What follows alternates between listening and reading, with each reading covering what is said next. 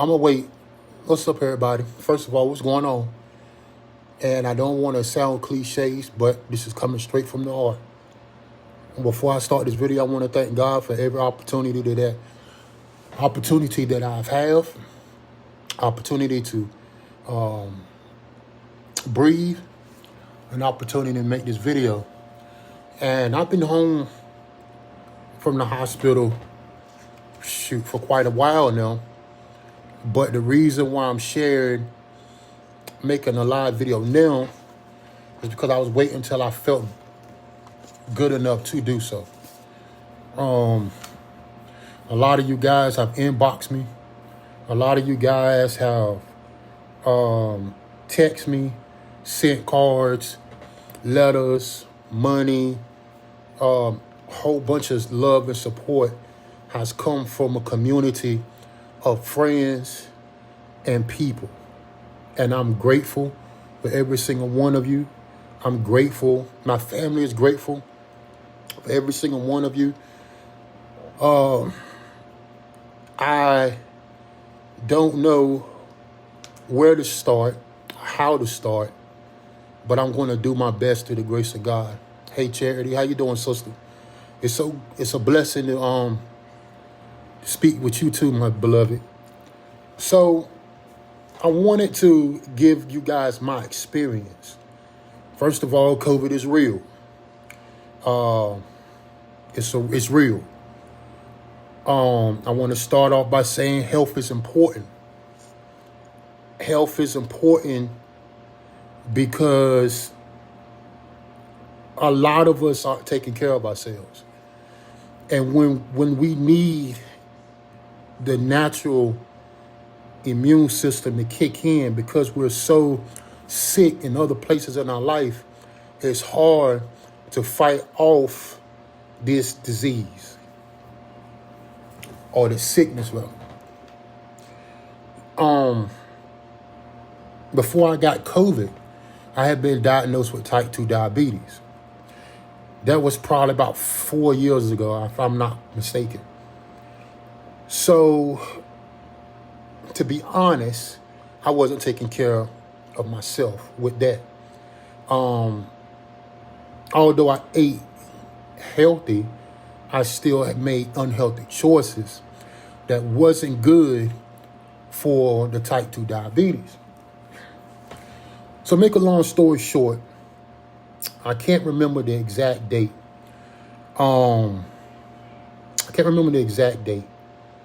But August the 21st is when I first got my COVID symptoms. And I got to tell the truth. My wife works in the medical field. She works at Wake Med Cary.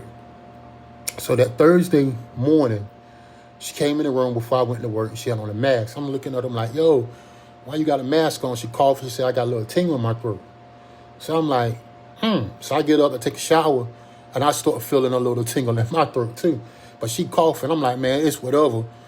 Because like I said, it was whatever. So I went into work. All this is August 21st. So I go into work.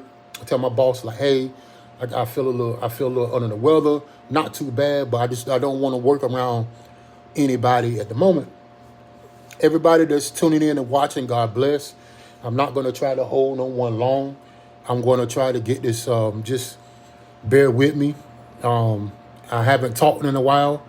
As you can see, my throat was still healing up. They put a trach in my throat, and I lost my voice for a while. So my voice is coming back. But I'll get to that in a bit. So August the 21st, when I got my COVID symptoms, I went and took a test. It came back negative. So I told my boss, like, yo, it came back negative. I think I'm good, whatever. And then all of a sudden, I just started feeling really weak and tired. I'm not going to say hard to breathe, but I was getting shortness of breath, and I started to speak my sentences in syllables. If I saying it correctly, for example, I'll be like, I'll talk to my wife. I say, good morning, Candy, how you feel me? So I called my mom. No, And everybody that's from Elizabeth City, rest in peace to my beloved friend, Terry Snowden. On the 24th, I got diagnosed with COVID. That's when I took another test. On the 28th of August, it was my daughter's birthday. Hey, Kwana, how you doing, beloved? It was my daughter's birthday. And I laid in the bed, and I knew that if I was going to go to sleep, I was going to die. I can't explain this feeling. If anybody ever experienced anything dealing with death, you know what I'm talking about. I was laying in the bed, and I knew I was going to die. And the soft voice that was in my mind was like, do you want to end up like Terry? Do you want to end up like Terry? Do you want to end up like your friend Terry? Terry got diagnosed with COVID. He didn't go to the hospital. And I believe asthma and COVID took my brother out of here. And so I called my mom and I said, Mama, this is how I'm feeling. And my mom was like, son, please, if you don't do anything, please go to the hospital for me. So I'm talking to my mom and I said, Mom, I'm going to do it. And in me is a prideful thing. It's a prideful thing. I'm a man. I can handle it. I drink a cup of pink green tea with honey, and I'm straight, right? And I felt that way, but this symptoms kept getting stronger, and I couldn't really breathe. So I come out here and tell my wife, I said, babe, I got to call 911. I feel like I'm not going to make it through the night. I called 911, and I know I live on the 3rd floor. It's 4 flights of stairs, but I live on the 3rd floor. So the fire department get here first. They check in on my oxygen, and they like, yo, bro, you bad off. You're using so much oxygen right now just to breathe. So the ambulance came, and they all dressed up in their quarantine outfits, and I'm going to read everything when I get a chance, y'all. I'm just talking. Y'all just listen. Y'all can respond. You can talk. Y'all my family. Y'all my friends. First of all, just all of y'all from Andy, Renee. There's so many people. Pam Turner, Julius. Oh, man, I can't name all of y'all that was in my wife's inbox supporting her through my time. That's a beautiful thing that y'all done. But anyway, so the ambulance comes upstairs and they put me on oxygen. And they were like, yo, you gotta go to the hospital. So they called all the surrounding hospitals. Every hospital is packed with COVID. Wait Med Cary, packed. Wait Med in Raleigh, packed. I forgot who else they call. I don't know if they call Duke, but they got a hold of UNC Rex. And UNC Rex had a spot open, so they rushed me there. When I go into UNC Rex, the whole ride, they got me on oxygen. And I go into the hospital, and the doctor says, Mr. Dance, have you been vaccinated? I said, no. He put his head down and shake his head. He said, man, Mr. Dance, you're really bad off. He said, Mr. Dance, I don't think you would have made it until the next morning. And I said, Doc, the way I felt, I know I wouldn't have made it. He said, we're going to have to do some things to you. And this is on the 28th. So I don't know what happened. A lot of stuff was a blur between my wife, especially my wife, my mother, and my pastor. They have to tell me the things that was going on because I can't remember. I can't remember from August the 28th all the way towards the end of September. I cannot remember it. You have to tell me because I was under so much heavy drugs and so much heavy, I was sedated. They had to put me in a coma. And I'm going to get to that story in a minute. They had to put me in a coma. So a lot of stuff I don't remember. But anyway, on the 31st, I called my wife on the phone, and the doctor come in and said, Javon, we got to put you on a ventilator. And I mentally shut down because I knew that deep down inside, I brought this upon myself. A lot of people say, well, why God allowed this to happen? Why God this? Why God that? You know, we blame God so much for bad things that happen in our life when we are the cause of the problem. And then when we're the cause of the problem because we don't obey God, we blame God for us being disobedient. And so I sat back and I understood. I said, I know how I got COVID. I know why I got this problem, because Javon, you was not properly taking care of your health. Health is important. So you want properly taking care of yourself. And God is trying to show you something. So I called my wife. She said I called her. I don't remember this. She said I called her. And I told her and my daughter that I had to go on the ventilator. And I just told, they started crying, and I didn't want to see them cry, so I just hung the phone up. And when I hung the phone up, I didn't know that I made them upset. I didn't say I love you or nothing. I was just so disappointed because this is my family, and I am their provider, and I am the man in my home, and I'm not there to support my family.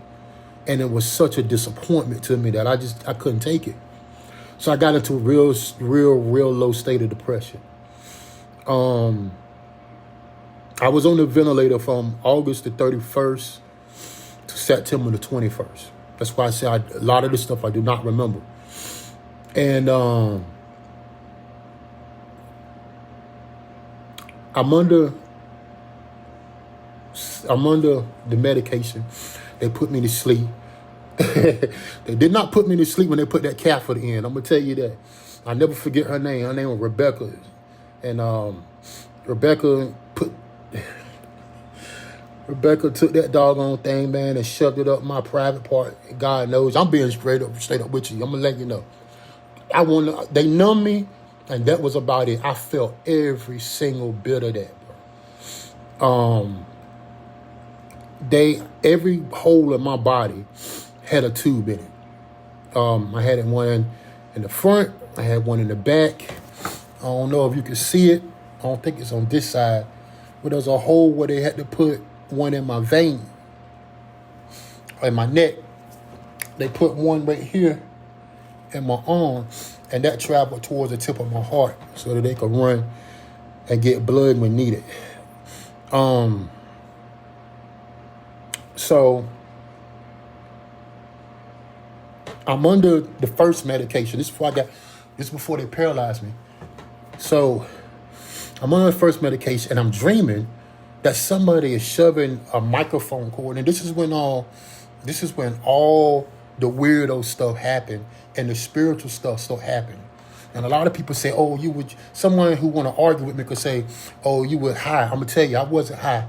If you ever been in the presence of the Lord in your heart and your mind, then you can relate to this story. If you've never been there, you can't relate. But I started dreaming that somebody was shoving a microphone cord in my nose on one side and trying to bring it on the other. So I dreamed that I was like snatching it out or fighting. And I just kept feeling, and what it was the nurses and the doctors doing their thing, and I could feel it, but I dreamed it of something else. Like if you sleep, you riding on the way to another state and you sleeping, somebody driving, and you may dream about a carnival because on the radio they playing some carnival music for you, so you dream you in the circus. That's what was happening. I was dreaming that people were trying to violate me and I was fighting them. But in reality, I really was fighting them, so they had to give me a stronger dose of medication that paralyzed me. That's when I got this in my throat. The doctor, the nurse informed my wife that if she did, because my wife was signing off on everything, that if they didn't put a trach in my throat, I wasn't gonna make it. So they had to open up and they cut my throat to put a trach in. I lost my voice, couldn't talk, lips chapped, bugged out, hair grown all weird and looking, man. Some of the pictures that I have are very sensitive, and then some are not, and I will share them in the future of before and after from where I was and what God sent where I was and what God brought me from. All right, so boom. Here's the spiritual part. So I'm laying in the bed, and in my mind, I knew it was the opportunity to talk to God. Nobody's around me. Even I'm under the drugs, my mind is still working. My brain is still working. It's still there, still functioning. I still am able to communicate through my thoughts. And I talked to the Lord, and I told God I was tired. And I told the Lord that I repented for anything that I've done that I didn't know that I did, for things that I did. I asked God to forgive me for not making amends with anyone that I haven't made amends when I was up. Things that I didn't do for him that I should have done. And I made peace with the Lord. And I told God, I said, Lord, I'm tired. I can go to sleep. And in my mind, it was two options. And I felt my life replenishing. And I was willing and ready to let it all go. And then a thought came to my head. I'm like, yo. And my wife said that she was talking to me. And I believe that a lot of the things that my wife was saying while she was there, when my pastor came and I was unconscious, it was God sent them while I was unconscious to help be a voice.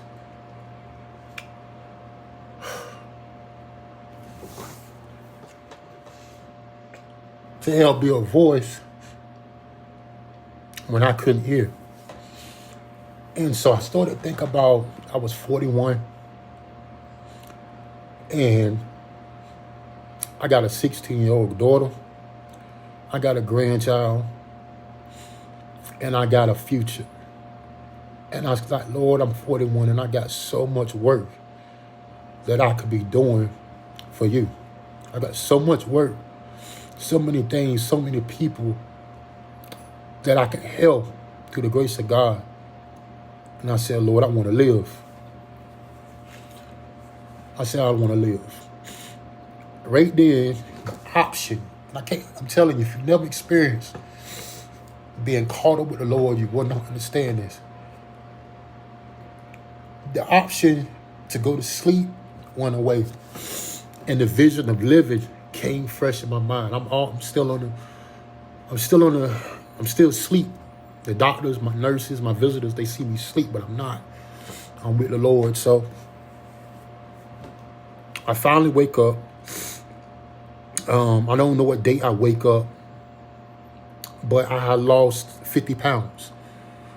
I went in the hospital, 342 pounds, maybe 45. When I woke up, I was 297 pounds. I lost a lot of weight because they fed me, and I don't know if y'all read my post today. They had fed me through a feeding tube. So this pancake mix looking crap was coming through a feeding tube. And that's how I ate. I peed through a bag. I defecated through a bag. Everything was through a bag. The top part of my butt is numb. The feeling is gone. The back of my head from this part right here has no feeling in it. Because I laid on my back for so long that the nerves is dead. It took a long time for me to get off the drugs as far as in my system. Like I still want on it. But anyway,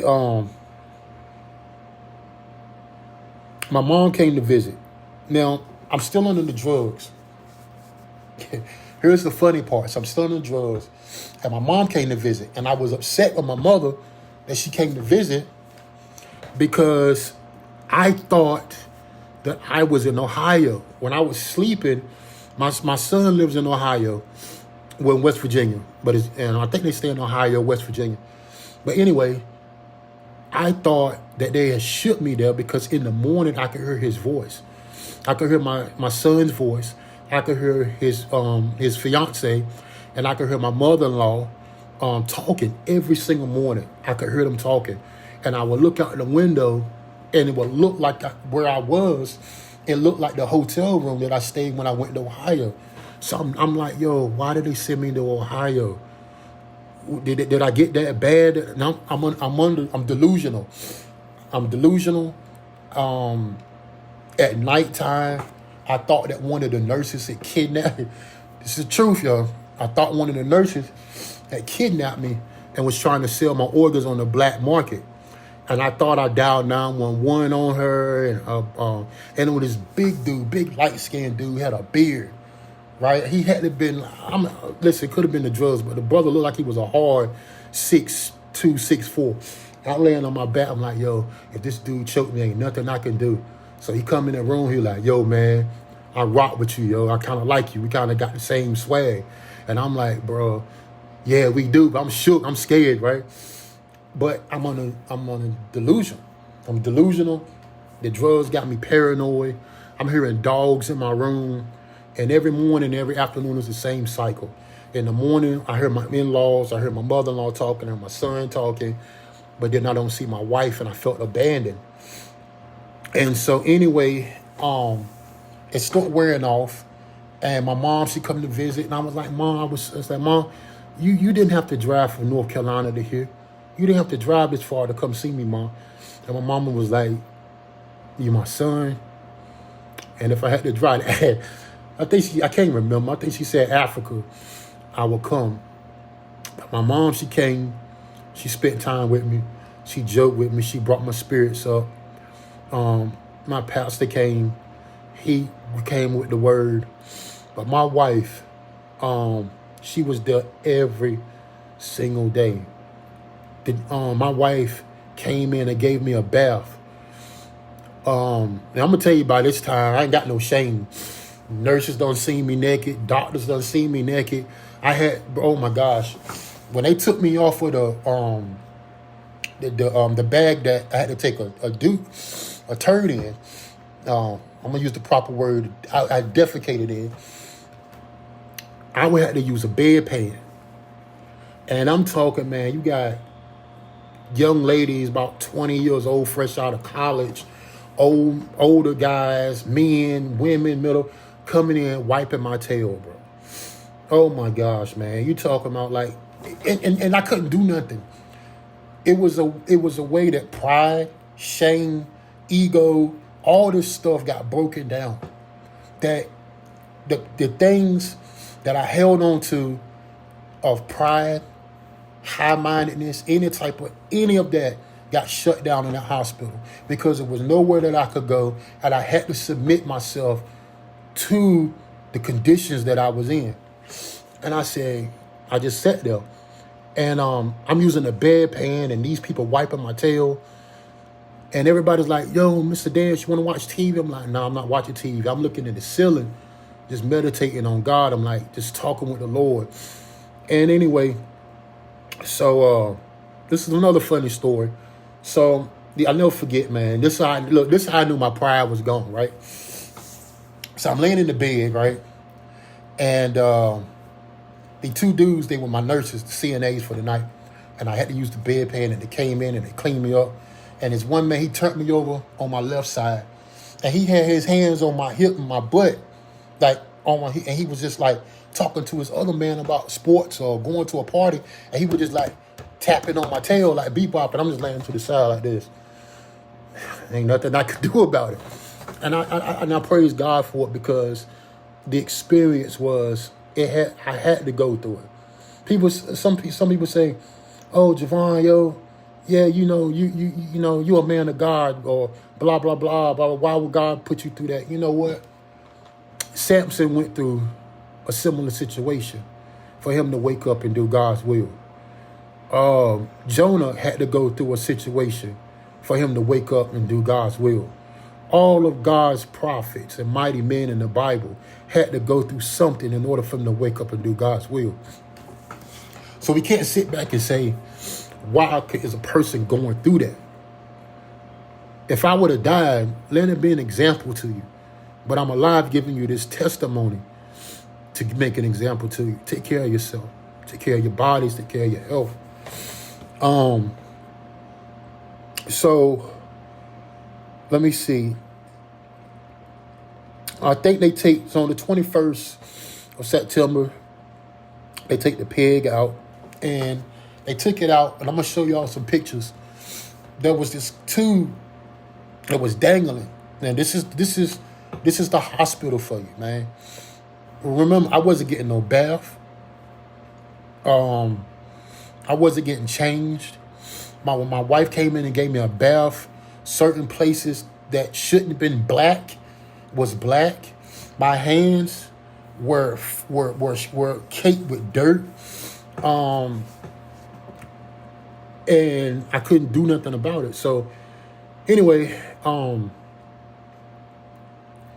one could understand me because I didn't have a voice, couldn't talk. And I'm telling the nurses, I just wanted some ice. Listen to me, man. The most precious thing in the whole wide world when I was going through that was not no soda, wasn't no cheesecake, it wasn't no ice cream, it wasn't no steak, it wasn't no eggs, it wasn't no meat, it wasn't no sub, it was none of that. The most precious thing in the world that I would have killed for was a cup of ice. That's all I wanted was a cup of ice. I don't know why I was so dry, so dehydrated.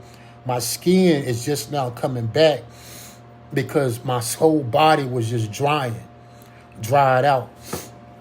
And so anyway, my wife, she came in, she gave me a bath. She came and fed me. I had boogers up my nose. So I was trying to pick my nose and I was going this way. I couldn't write. I couldn't move. The first day, and I'm trying to remember, my wife didn't write it down because she wrote everything down. The first day I had to get out of bed, I had physical therapy. When I stood up, I was like a newborn baby. 5 steps wore me out. I took 5 steps from the bed to the wall, and it wore me out, and I couldn't do no more. I couldn't even move my feet side to side. I had to wiggle them side to side, like slide them, and I could barely do that. And I said, oh my gosh, man, what has happened? What has happened? I ran out of breath to take from 5 feet. So I had to have physical therapy to learn how to eat again because when they took the trach out, when they put the trach in, they put a cap on it so that I could use my voice. They put a cap on it so I could use my voice, and they put a camera down my throat and wanted to watch me eat stuff like applesauce, graham crackers, whatever. And I had to eat that to see if I wouldn't swallow down the wrong pipe. So I was able to eat again. And everything is coming back to me now at this moment. I still look bugged out. My wife would say I look bugged out. I had these white rings around my face. My mustache was over my lips, hair looking crazy. And I just remember trying to walk again, trying to eat. I got to get out of the hospital. So they started to move me. They was moving me from, by this time I'm out of the ICU. I've been out of the ICU, and I'm in like regular care. So what they wanted to do next, I still had the pig tube in. I still had this thing in that was in here, and I still had the trach in. So they sent me to Durham. I went from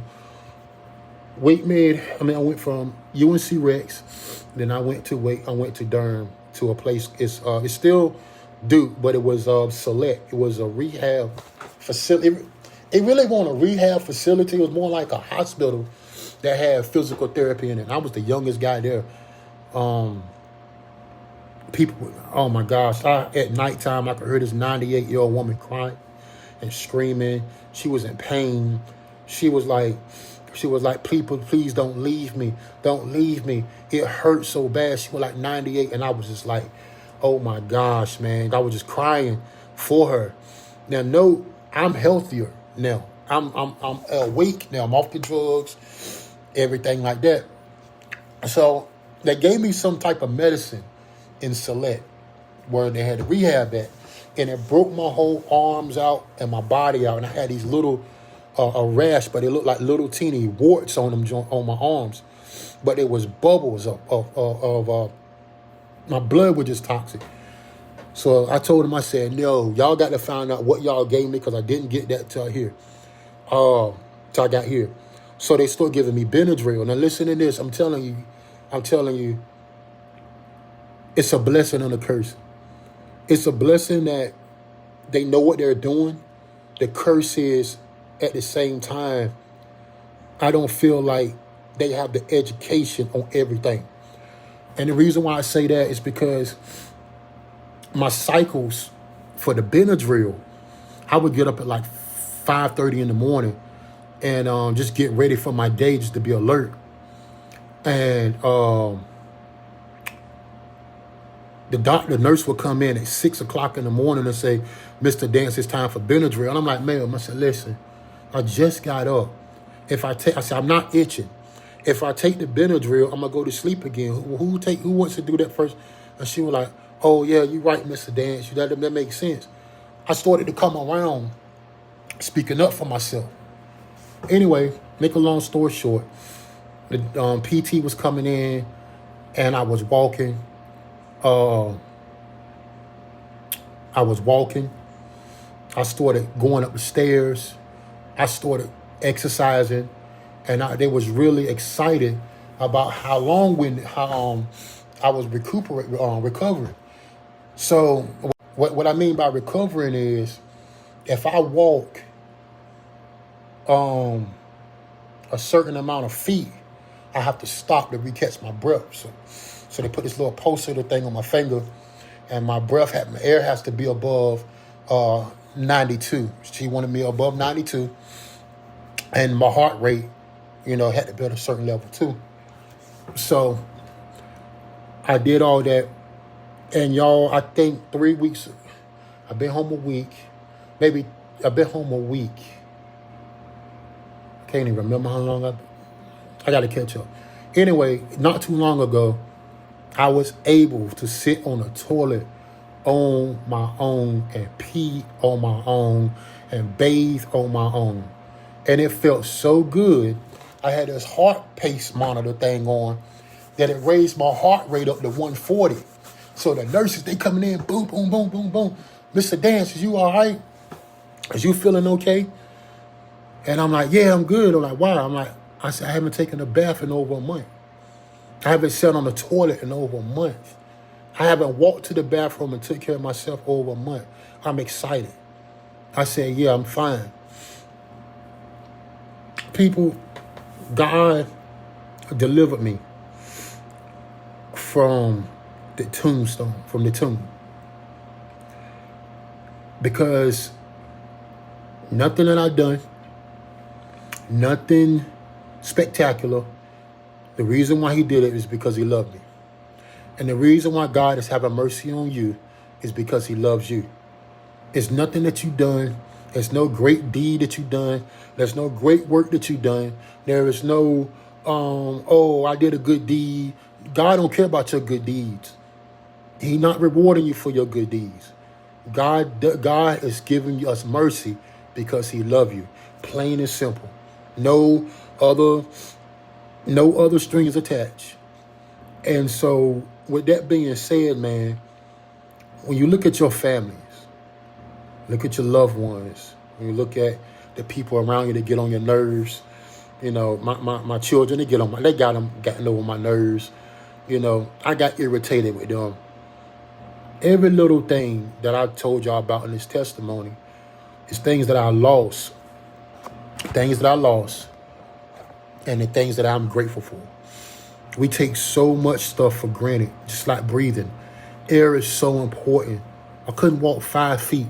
Now, I do got to walk. I do got a roller, and but I'm able to walk on my own. I can walk up and down these stairs without, I may have to take a break by the second flight, but I'm not where I was 2 weeks ago. And today, when I got this peg tube taken out my stomach, I came home this afternoon with me and my wife. We had a full day. I've been asking her to take me outside and take me riding and do things because I wanted to get out of the house. And we had a full day today. And when I got home, I had so much energy that I wanted to play. I said, I'm ready to play. Now I want to wrestle, I want to fight somebody. And at the moment, I still can't wrestle because I'm too weak. But I felt alive again. I feel alive again. And I was waiting to do this testimony and waiting to tell you guys this story until I felt alive again. And the reason, and this is, don't say, please, yo, my family, friends, those is watching, going to watch later, don't hit me up and say, Javon, you strong. Don't say, Javon, you the man. Don't say, Javon, you a fighter or nothing like that. Because I'm telling y'all, if you was watching this testimony from the beginning, I was willing to quit. I was willing to leave this place. And it was an option to do that. It was the love of God that gave me the strength to fight. It was the love of God that gave me the strength to get off that bed and learn how to walk again, to eat again, to talk again. I had to go to rehab to eat again, talk again, walk again. I'm 41 years old, a grown man.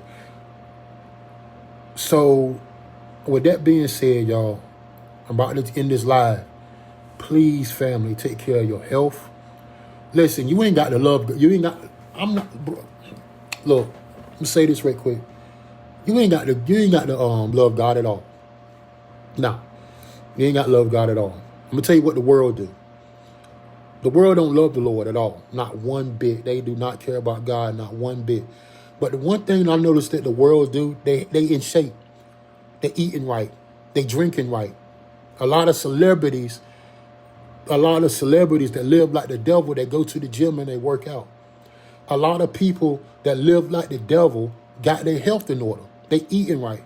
And here is God's people eating anything, drinking anything, and not exercising, and then saying, yo, God got me. Listen, no, there is no God got me, man. Health is very important. And if we're going to be like Christ, man, to this day, we got to choose to take care of our health. So like I said, man, you ain't got, if you don't have to love the Lord, but love yourself enough to take care of your body. Boost your immune system. Get some fresh air. Drink your water. But for God's people, man, it's time for us to turn this thing around. Put our health first. Put our loved ones first. And make and get self-centeredness and sin out of our life so that we can be better people. I thank everybody for your comments. I thank everybody for your prayers. I thank everybody that watched. I thank everybody that supported my family. I thank you for every card, every inbox. If I haven't responded to you, forgive me. Sometimes I don't even have the energy to talk. I don't even want to text. But I'm coming back around. Bear with me. And I just want to say thank you for everybody, for everything you've done, said, and supported my family. We appreciate you. That's all I got to say. Shout out to the town of Cary, the whole public works department, and the staff in town hall for being a blessing to my family. Shoot, man, it's so much I could say. But thank you for the inboxes, the personal phone calls. It's just it was beautiful. So anytime someone needs prayer, just needs prayer. Anytime someone just want to talk about the Word of God, hit me up in my inbox. I'm here to serve you as a community, to give back that what you guys have done for me and my family.